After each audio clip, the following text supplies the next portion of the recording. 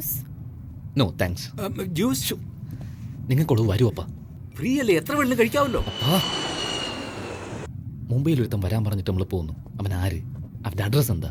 അവനെക്കുറിച്ച് എന്തെങ്കിലും അറിയാവോ? അമർ സിംഗ് എന്ന ബോർഡും പിടിച്ച ഒരാൾ നിൽക്കും. അവന്റെ കൂടെ പോയ എല്ലാ കാര്യങ്ങളും അറിയാം. ആരും ഒരു പരിചയമില്ലാത്തതിന് എങ്ങനെ അപ്പ വിശ്വസിക്കുന്നത്? എന്ത് നടന്നാലും നമ്മൾ കൊടുങ്ങരുത്, അതാണ് ഏറ്റവും പ്രധാനം. ആ US സ്വാമിയെ നിനക്ക് മുമ്പേ തന്നെ അറിയാവോ? അവനെ അണ്ടർ വാട്ടറിൽ നിന്ന് തട്ടിയത് കൊണ്ടാ തുക്കടകളായിരുന്ന നമ്മളിപ്പം ഈ ലെവലിലെത്തിയേ. ഒരു എവിഡൻസും ഇല്ലെന്ന് പറഞ്ഞ് പോലീസ് ഫയൽ ക്ലോസ് ചെയ്യാൻ പോവാ. അതുകൊണ്ട് ഇനി എത്ര പേരെ കൊല്ലാൻ പോകുന്നത്? പെട്ടാൽ ആയുസ് മുഴുവൻ ജയിലാവും. ഒരേ ഒരു ചെറിയ 5 സ്റ്റാർ ഹോട്ടൽ കെട്ടിയാൽ മതിയുടെ, അത് കഴിഞ്ഞ് എല്ലാം നിർത്തിയേക്കാം.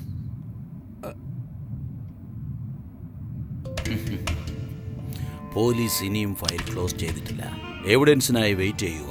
U both are under arrest. ഇരിക്കിരിക്കേ, താഴേക്ക് ചാടാൻ പോവാ. ഞാൻ പോലീസല്ല, പേടിക്കണ്ട. പിന്നെ എന്തിനാ സർ ഇതെല്ലാം റെക്കോർഡ് ചെയ്തത്? അതൊന്നും നിങ്ങൾ അറിയേണ്ട കാര്യമില്ല. ഇതിൽ നിങ്ങൾ രണ്ടുപേരുടെയും റിട്ടേൺ ടിക്കറ്റ് ഉണ്ട്. മുംബൈയിൽ ഇറങ്ങിയാൽ ഉടൻ അടുത്ത ഫ്ലൈറ്റിൽ കയറി കൊൽക്കത്തയ്ക്ക് പോയിക്കോ. ഇല്ലില്ല, മുംബൈയിൽ ഒരാളെ കാണുന്നതിനും. ആ ആൾ ഞാനാ.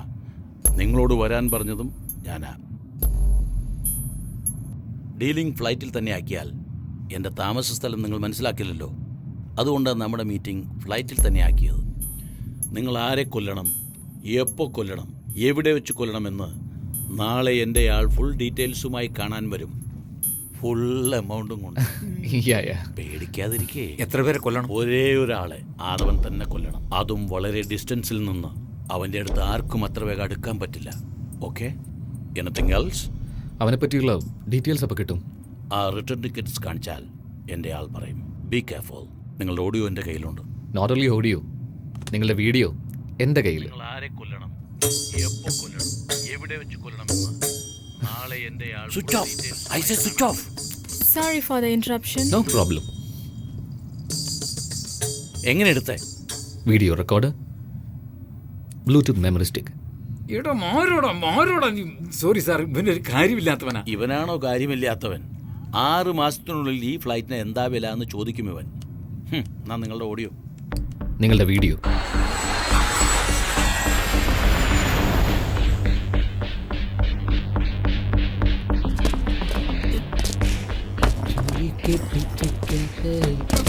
तैयार हो गए क्या? हाँ तैयार हूँ, पार्टी आ गया. कमिश्नर की गाड़ी आ गई, उसके पीछे इनके गाड़ी में आएगा.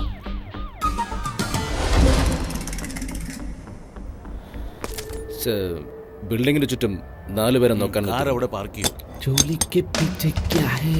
चोली के पीछे चुनरी के नीचे क्या है? चुनरी के नीचे.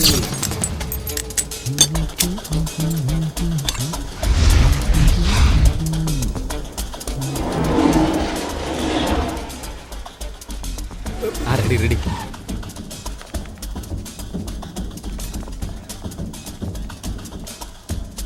इतनी क्राउड है, गोली कैसे चलाई? എല്ലാരും കൂട്ടായി നിൽക്കുന്നു. ആരെയാ കൊല്ലുന്നത്?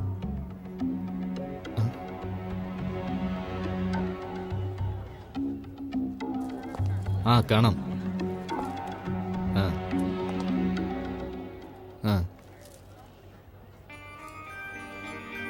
ജഡ്ജോ? എന്താ വിധി മാറ്റി എഴുതിയോ? യാ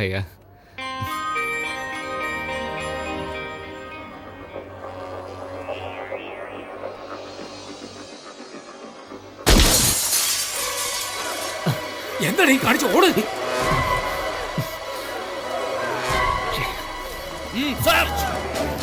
സാർ അകത്തേക്ക് പോ സാർ. അവിടെ ഒരു സർദാർജി ഉണ്ട്. വേഗം പോയി അവരെ പിടിക്ക്.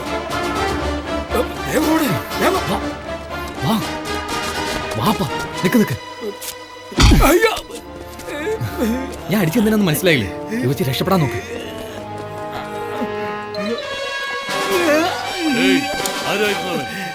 ഞാൻ നോക്കുമ്പോ 2 പേര് വരുന്നു. അവര് വന്നിട്ട് എന്നെ ഇടിച്ചിട്ട് ഓടി. ആരാ നിങ്ങൾ ഇടിച്ച്? ഇടിച്ചു വന്നേ അങ്ങോട്ട് ഓടി, മറ്റോ ഫോണിലേക്ക് ഓടി. നിങ്ങൾ പോയി അവനെ പിടിക്കേ. ബാക്കിയുള്ളവർ എന്റെ കൂടെ വാ. അതാ കാത്തോളേ.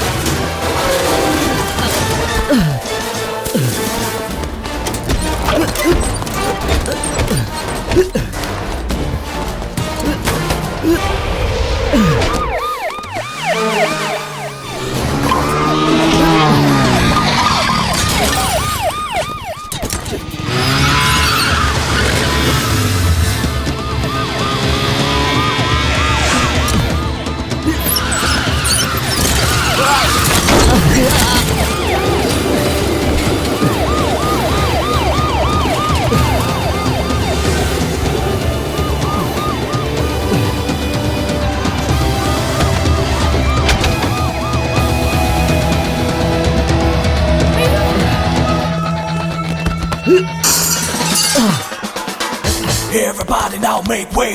No, you ain't gonna get away.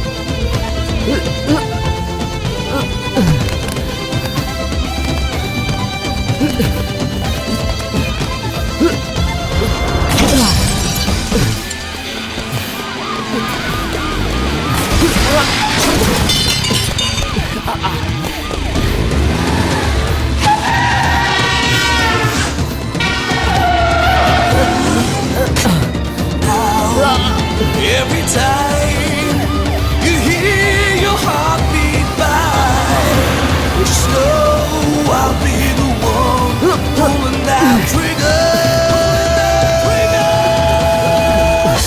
Everybody now make way. No, you ain't gonna get away.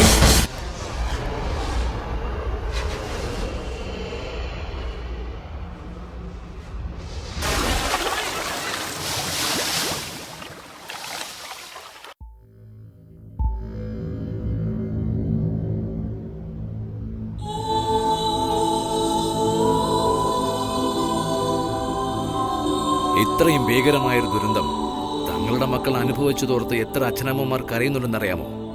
Load കണക്കിനെടുത്ത കുട്ടികളുടെ അസ്ഥികളിൽ കാണാതെ പോയ സ്വന്തം കുഞ്ഞിൻ്റെ അസ്ഥികൾ ഉണ്ടാവരുതേ എന്ന് ഇന്നും ദൈവത്തോട് അപേക്ഷിക്കുന്ന അച്ഛനമ്മമാർ എത്രയുണ്ടെന്നറിയാമോ? ഈ ക്രൂരതയെപ്പറ്റി അന്വേഷിക്കാനാണ് എൻ്റെ മേൽനോട്ടത്തിൽ CBI ഈ വിചാരണ കമ്മീഷൻ രൂപീകരിച്ചത്. എന്താ ചോദിച്ചേ? ആരോ ഇപ്പോൾ മലയാളത്തിൽ ചോദിച്ചല്ലോ, കോടിക്കണക്കിന് രൂപ കൊടുത്ത ഈ വിചാരണ കമ്മീഷനെ ഒതുക്കാൻ പറ്റില്ലേ എന്ന്. ആരാത്? സോറി, മറ്റൊരു പ്രസ് മീറ്റിൽ ചിലർ ഇതുപോലുള്ള ചോദ്യങ്ങൾ ഉന്നയിച്ചതുകൊണ്ടാണ് ഞാൻ നിങ്ങളെ ഈ ക്ലിപ്പിംഗ്സുകൾ കാണിച്ചത്. സാർ, കഴിഞ്ഞ 4 മാസങ്ങളായി നിങ്ങൾക്ക് ഇതിന് ചാർജ് ഉണ്ട്. എന്നത്തേക്ക് ഇതിന്റെ എൻക്വയറി ഫിനിഷ് ചെയ്യുമെന്ന് പറയാൻ കഴിയുമോ? ഏതാണ്ട് 90% എൻക്വയറിയും കഴിഞ്ഞു. കൊൽക്കത്തയിലും ഡാർജിലിംഗിലും നടന്ന ക്രൈമുകളുടെ സൂത്രധാരന്മാർ കോടികളാണ് സമ്പാദിച്ചത്. അവർ കൊല ചെയ്ത കുട്ടികളുടെ അവയവങ്ങൾ അന്യരാജ്യങ്ങളിലേക്ക് കയറ്റി അയച്ചു. അറസ്റ്റിലായി കഴിഞ്ഞ അവരിൽ പലരും പെയ്ഡ് കില്ലേഴ്സാണ്. ഇനി പ്രധാനിയായ ഒരാൾ മാത്രമേ അറസ്റ്റിലാവാനുള്ളൂ. ബാക്കി 10% കൂടി ഞാൻ തന്നെ പൂർത്തിയാക്കും. അതൊരാഴ്ചക്കുള്ളിൽ തന്നെ ഉണ്ടാവുകയും ചെയ്യും. അതിന്റെ റിപ്പോർട്ട് 10 ദിവസത്തിനുള്ളിൽ ഞാൻ സബ്മിറ്റ് ചെയ്തിരിക്കും. കമ്മീഷണർ സർ, താങ്കളോടൊരു ചോദ്യം. യെസ്. താങ്കൾ രക്ഷപ്പെട്ട കൊലയാളിയെ കണ്ടുപിടിക്കുമോ? കണ്ടുപിടിച്ചില്ലെങ്കിൽ എനിക്ക് മാത്രമല്ല, എന്റെ ഡിപ്പാർട്ട്മെന്റിന് അത് മോശമാണ്, നാണക്കേട്.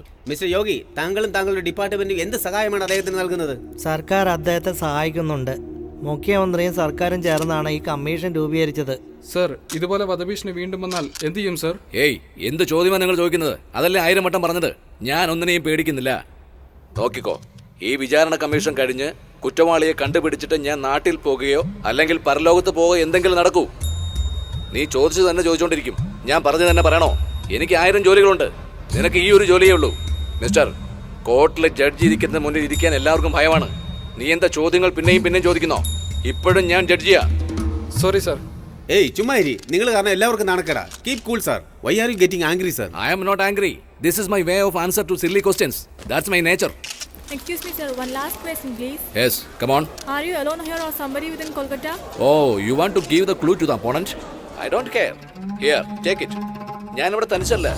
ക്രിസ്മസ് ഹോളിഡേസ് കൊൽക്കത്തയിൽ ചെലവാക്കുന്നതിന് വേണ്ടി എൻ്റെ കുടുംബം മുഴുവൻ എൻ്റെ കൂടെ വന്നിട്ടുണ്ട്. മതിയോ? Thank you. ഇക്ക, നമ്മുടെ ഷിപ്പ് കുറച്ച് ദിവസത്തേക്ക് വാടകയ്ക്ക് ഒതുക്കുന്നു. നല്ല കാശ് കിട്ടും. വരാൻ പറയട്ടെ? താഴെ ഇരിക്കാൻ പറയൂ. ഇല്ലിക്ക, അവർക്ക് ഷിപ്പ് കാണണമെന്ന് പറഞ്ഞു.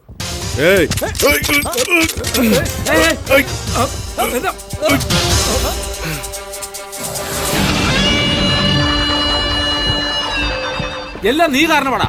നിനക്ക് കളി കുറച്ച് കൂടുന്നുണ്ട്. അങ്ങനെ ചെയ്യും ഇങ്ങനെ ചെയ്യും എന്നൊക്കെ മീൻ പടക്കിട്ട് ഇപ്പൊ ഉടനെ നിൽക്കാൻ പറ്റാത്ത അവസ്ഥയിലായി. തൊഴിലൊരു സീരിയസ്നെസ് വേണ്ട, അതും നമ്മുടെ തൊഴിൽ ഇത്തിരി കൂടുതൽ വേണം. വാരട്ടി വാരട്ടി വാ വാ വാ വാ. ഏയ് ചേരെടുക്കടാ. കേട്ടില്ലേ? ചേരെടുക്കടാ. ഇങ്ങിരിക്ക എടുക്കടാ കയ്യെ. നിങ്ങളുടെ ദേഷ്യം എനിക്ക് മനസ്സിലാവും. ഇപ്പോഴെന്താ വേണ്ടതെന്ന് പറയും. എന്തു പറയാ? ഏജന്റ് ഉണ്ടായിരുന്നെങ്കിൽ അവനോട് ചോദിക്കാമായിരുന്നു. ഡയറക്റ്റ് ഡീലിംഗ് അല്ലേ? ജഡ്ജിയെ ഞാൻ തന്നെ കൊന്നേനെ. ഇങ്ങനെ അത്ര നേരം മതി. പക്ഷേ എന്റെ ആൾക്കാർ കുടുങ്ങും. വലിയ ദാതയെ പോലെ സംസാരിച്ചു ഇവൻ. ഇപ്പൊ എന്തു സംഭവിച്ചു? റെഡ്ഡി, അവൻ ചെറിയ പയ്യൻ, വലിയ തെറ്റ്.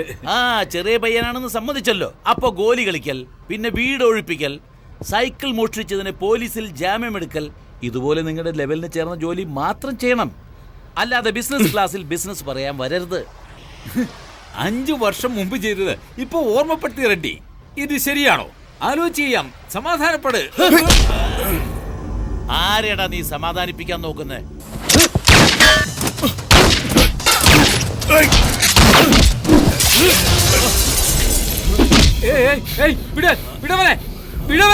അഥവാ വിടറാ. അഥവാ വിടാൻ. അഥവാ വിടറാ. അഥവാ വിടാൻ.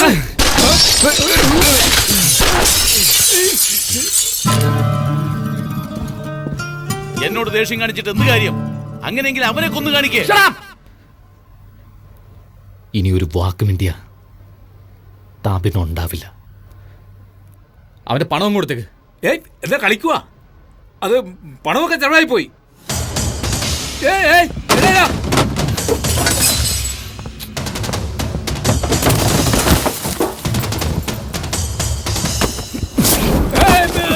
ഔട്ട്. Hold on. നിങ്ങളുടെ ടാർഗറ്റ് മിസ്സായി കാണും. പക്ഷെ ചെറുപ്പം മുതലേ എന്റെ ടാർഗറ്റ് ശരിയാ, എന്റെ ഉന്നവും ശരിയാ. മിസ്സായിട്ടേ ഇല്ല. ഇപ്പൊ പോലും മിസ്സായതല്ല, കുറച്ചുകൂടി ആയുസുണ്ട് ആ ജഡ്ജിക്ക്. ഇത്രയും നാളെ നിന്റെ ടാർഗറ്റ് ആയിരുന്നു. ഇന്നു മുതൽ അയാൾ എന്റെ ടാർഗറ്റാ. എന്നാണല്ലേ ശരി, അയാൾ എന്റെ കൈകൊണ്ട് ചാവും. പോവാനല്ലേ പറഞ്ഞേ? ഏത് ഏജന്റിനെ വെച്ച് കളിച്ചാലും ശരി, ഇല്ലെങ്കിലും ശരി, ഇനി 10 ദിവസത്തെ അവൻ റിപ്പോർട്ട് തരുന്നതിനുള്ളിൽ ഞാൻ അവനെ കൊന്നിരിക്കും.